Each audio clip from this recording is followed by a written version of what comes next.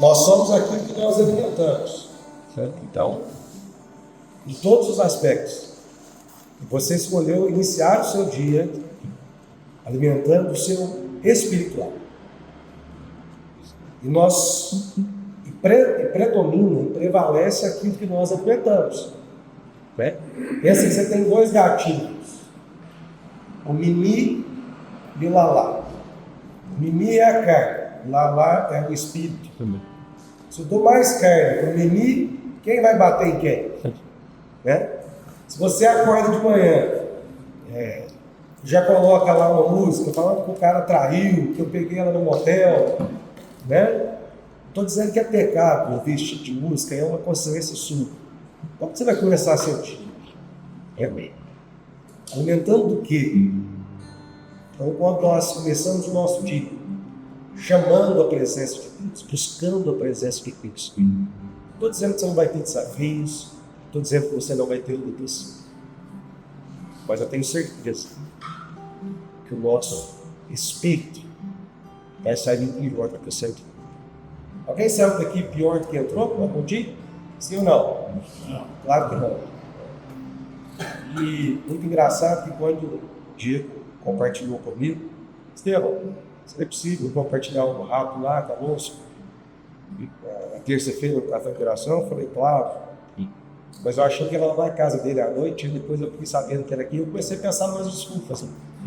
E aí o Senhor me trouxe uma palavra. Eu fui ao médico recentemente, um cardiologista em São Paulo, lá no Albert Einstein. E eu fiquei muito animado com esse médico, porque eu nunca tinha visto alguém com uma explicação tão profunda, mas tão prática, tão na nossa linguagem. Rapaz, eu fiz questão de compartilhar com algumas pessoas que eu gosto, que estão na minha convivência, né? Cara, você precisa nos ver. É engraçado que no domingo à noite, o senhor me lembrou disso. Meu filho, engraçado. Né? Às vezes a gente vai no médico, a gente indica, às vezes a gente vai no mecânico, a gente indica, a gente às vezes vai no nutricionista, a onda aí, né? Que o irmão já está ajudando, e a gente indica. Por que nós não falamos mais de Jesus? Por que nós não compartilhamos mais de Jesus com as outras pessoas? Que é o caminho, a verdade, a vida. E é cura, e é transformação, e é vida, mas que é salvação. Aí eu parei de dispar. Porque não é sobre nós. Lembre-se disso, quando você for dar uma palavra a alguém, quando você for compartilhar algo da presença de Deus, diga isso para você sempre, não é sobre mim. A palavra de Deus, ela é suficiente. Então, independente do seu estado, se você está profundamente ligado ao Senhor, se você ainda tem carregado dificuldades como eu, então, seu irmão Zé Maria, tantos outros aqui, às vezes você fala, cara, não estou preparado para falar de Deus para minha família, não estou preparado para falar da minha empresa. Cara, deixa eu te contar, não é sobre você. Então, todas as vezes que eu vou compartilhar a palavra, eu tenho muita tranquilidade. Se eu digo isso, não é sobre mim, é sobre a palavra de Deus. Então, repita comigo, a palavra é suficiente. Repete comigo, a palavra é suficiente. Rapaz, posso falar coisas maravilhosas, mas eu sou ridículo diante do tamanho e da profundidade da palavra de Deus. Quando o Zé Maria estava falando, abriu o escudo da manhã, nesse momento de conversa, eu fiquei pensando, rapaz, o mundo inteiro cabe é dono das suas palavras. Você começa a viajar nessa palavra de Deus. A grandeza das situações. Eu vou compartilhar com vocês, tem que ter que ver no celular, ou era física, livro de Jó. Eu vim falar sobre algumas características de um homem de Deus. De um homem que prospera. De um homem próspero. Porque tem gente que acha que prosperidade não combina com Deus. Eu não sei de onde vocês tiraram isso. Tem gente que acha que tem algumas igrejas por aí que são extremas, né? Umas acham que é o triunfalismo, não. Que em Jesus vai tudo dar certo, você vai ficar rico, seu milhão vai vir no primeiro ano, se você não vir é porque tem muito pecado, e tem aquelas que não. Mas o cara não pode isso. O que a Bíblia nos diz é extremamente o contrário. O dinheiro a gente pode pertencer ao dinheiro, quem não pode nos pertencer é ele. Nós podemos ter riquezas, as riquezas não podem nos pertencer. O dinheiro não pode tomar o nosso coração. E aqui tem um exemplo de um homem muito próspero. Se juntarmos todas as nossas finanças, economias e patrimônios, de todos reunidos aqui, eu ouço a dizer, mesmo tendo gente muito próspera aqui, nós não chegaríamos perto da riqueza de Jó. Então vamos lá. Comigo, Jó. Jó aqui. Primeiro. Acompanhe comigo, apenas o verso. Havia um homem na terra de Uz, cujo nome era Jó, homem íntegro, reto, temente a Deus e que se desviava do mal. Havia um homem na terra de Uz, cujo nome era Jó, homem íntegro, reto, temente a Deus e que se desviava do mal. E eu fico olhando para essa palavra e aqui eu vejo não uma receita, mas eu vejo aqui uma consultoria profunda de um caráter que, além de agradar a Deus, faz a nossa vida prosperar. E prosperar, quando eu falo prosperar, desvinculem isso do termo dinheiro, riqueza. O termo da palavra prosperar é de fazer crescer. É de ser próspero com aquilo que você faz, os seus relacionamentos, a sua família, da sociedade, o seu trabalho, os relacionamentos sociais, como igreja, como agricultor, como empresário, como marido, como filho. E a primeira característica que eu vejo aqui é o homem íntegro. Jó era um homem íntegro. Quando a gente pega a palavra íntegro, ela vem de inteiro. Uma coisa que Deus não é para conosco é nos dar uma presença às meias, uma bênção às meias. Porque nós insistimos em não vivermos numa totalidade com Deus? Porque nós insistimos ainda em entregarmos em relacionamentos com Deus só aquilo que nos convém? Se nós queremos ter uma vida que agrada a Deus, nós precisamos ser inteiros. Sermos inteiros da nossa casa, como pais. Hoje eu vejo o celular tomando a maior parte do tempo desses pais. Eu não digo só pai, não, mãe também. Nós terceirizamos a educação dos nossos filhos com tablet e com celular. Porque o tempo que nós deveríamos estar com eles, ensinando e instruindo, nós terceirizamos. Às vezes nós chegamos cansados, exaustos, deixamos de ser inteiros com a nossa casa e com a nossa família. Inteiros com as nossas esposas, inteiros dos nossos relacionamentos. Nós deixamos de entregar para aquelas pessoas que estão à nossa volta aquilo que mudou a nossa história. Existe uma receita simples e prática na vida do Estevão. Sem Jesus, esquece. Eu não sirvo para nada.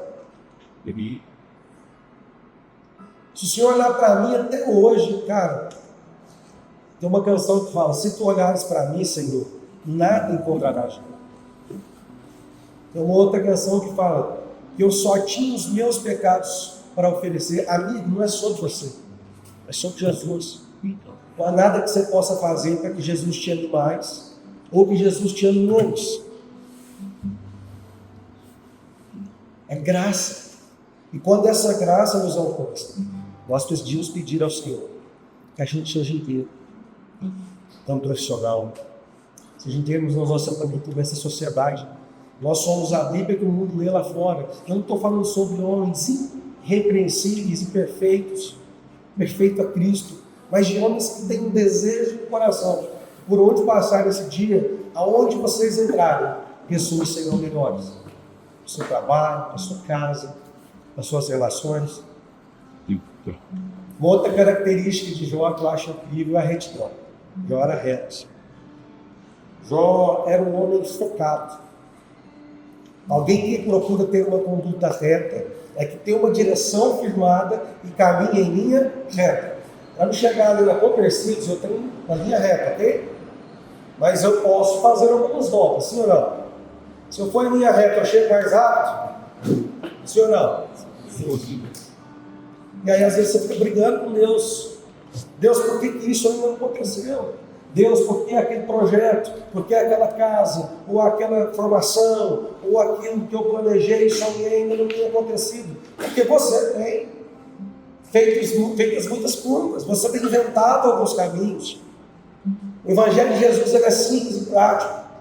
Tem gente procurando mentoria, pagando fortunas. Nós vivemos uma geração no tempo, Zé Maria aqui, até pregadores do Evangelho agora vendem a high ticket, a preço alto, uma consultoria, como uma fórmula mágica de ser próprio, de enriquecer, de construir um patrimônio. Gente, é tão simples.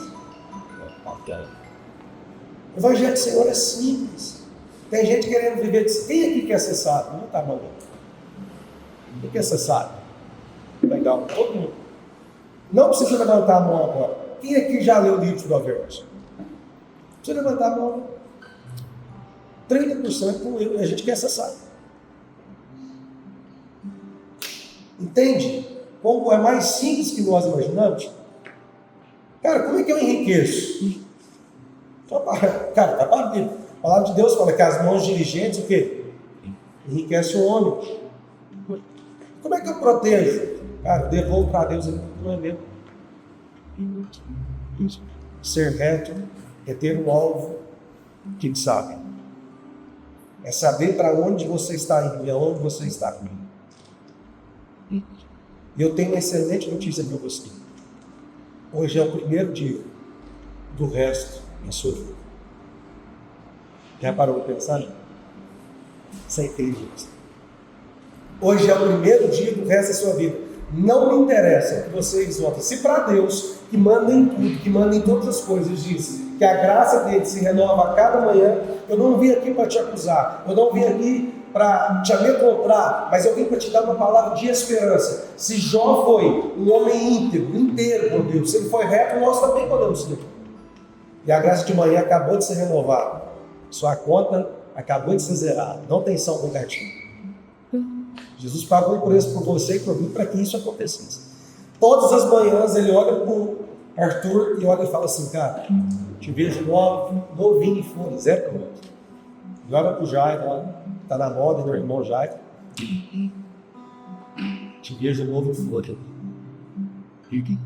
Nós precisamos ter um alvo definido. O nosso alvo é Cristo. Nosso alvo é Cristo. O Jó era um homem inteligente, porque diz a palavra, ele temia a Deus, se desviava do mal. Por que eu peguei essas duas características de você? Fiz uma junção. Só se desvia do mal quem tem temor a Deus. Rapaz, você imagina um homem que Deus desafiou o próprio inimigo. Deus atestou o caráter de Jó. Você imagina o relacionamento que esse cara tinha com o outro. E é corrido, é corrido. O que isso aqui me ensina? Não existe uma receita para vencer o pecado. Existe uma fórmula aqui que é muito simples e prática. Você tem que correr. Você tem que correr, irmão. Se eu ficar aqui no celular e começar a olhar algumas coisas com ele, depois de 10 minutos, depois de 15 minutos, eu vou cair. Se eu não cair, vou cair em pensamento. Se você começar a conversar aqui no celular com pessoas que você não deve, tranquilo, é uma questão de tempo, você vai cair. Porque você não está conta. A sua carne é corrupta. A palavra de Deus nos diz isso. O salmista fala, é nossa mãe que nos concebeu. De forma que nossa carne é corruptível. E aí vai vencer quem a gente alimenta. Se você está buscando o Senhor, lendo a palavra, a sua chance está diminuindo. O apóstolo Paulo falava aqui que quando ele estava fraco, ele se sentia forte. E ao contrário também. E o apóstolo Paulo também falava, rapaz, aquilo que eu quero fazer, eu faço.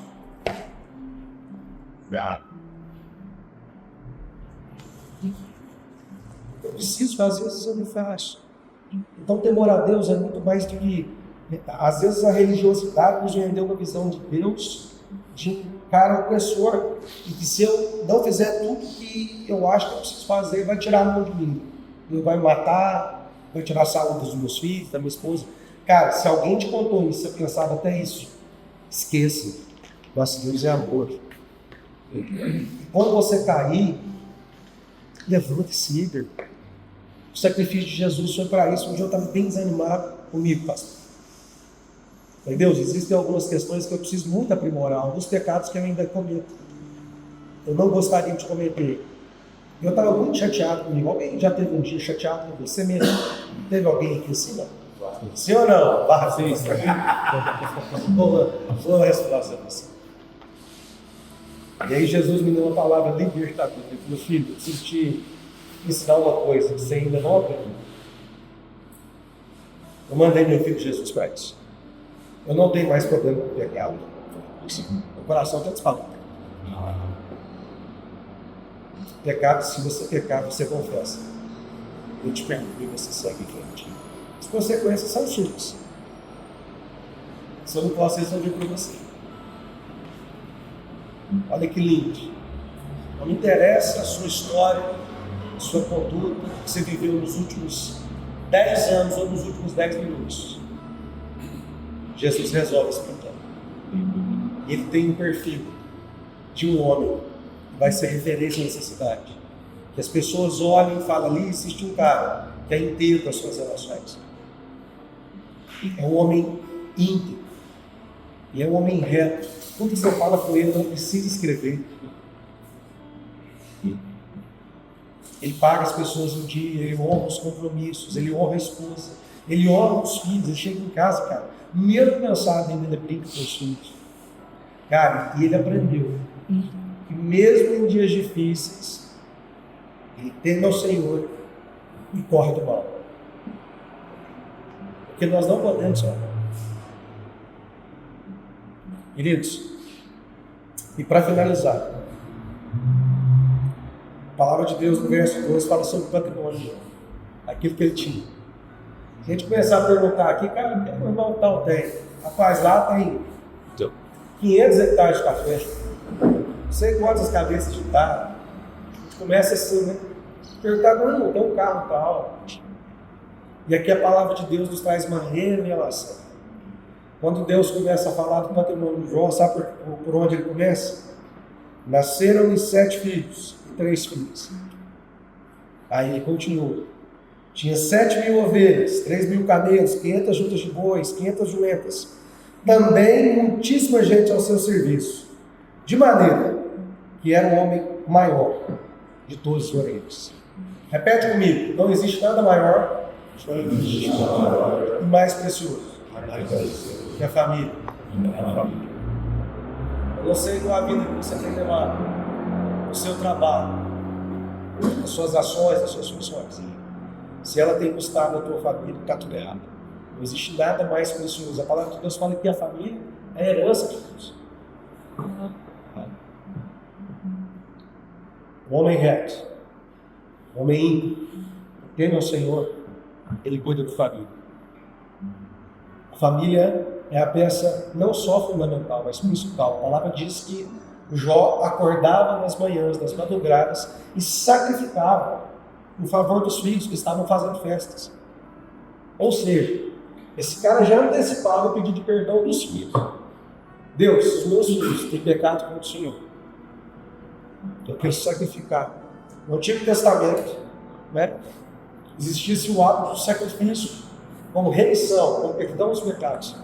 Mas hoje nós não precisamos viver mais isso, porque Jesus veio e nos redimiu de todos os pecados. Então hoje é mais fácil. Então, nos dias de hoje, né, eu acordaria de manhã e oraria pelos filhos, entregando a vida a Deus. Queridos, que nós possamos ser, dia após dia, homens da misericórdia. Lembre-se que nós somos a Bíblia que o mundo lê. Ser temente a Deus é muito mais do que um sentimento de medo. que às vezes a religião colocou os cuidados. Nos colocarmos numa posição de respeito. E mais do que isso, fazermos um exercício de fé diariamente. Não é sobre estar pronto, mas é sobre estar firme. Nós não temos certeza de nada. Nós não temos certeza do que vai acontecer no próximo minuto. Vocês têm aí, alguém sabe o que vai acontecer? Mas nós temos uma convicção do todo. Eu torço. É Jesus. O Senhor te abençoe. O Senhor te guarde. O Senhor te prospere na sua casa, na sua família, nos seus negócios, em tudo que você colocar a mão. E você seja uma referência de caráter, de integridade, de retidão. E de alguém que teme a Deus. Não estou dizendo de um homem perfeito. Porque Jó com certeza não é. Assim como veio você. Mas de alguém que o ore e vê Deus. Deus abençoe seu dia. Deus abençoe a sua casa, a sua família. Que você saia daqui disposto e disponível para fazer a vontade de Deus. Deus te abençoe.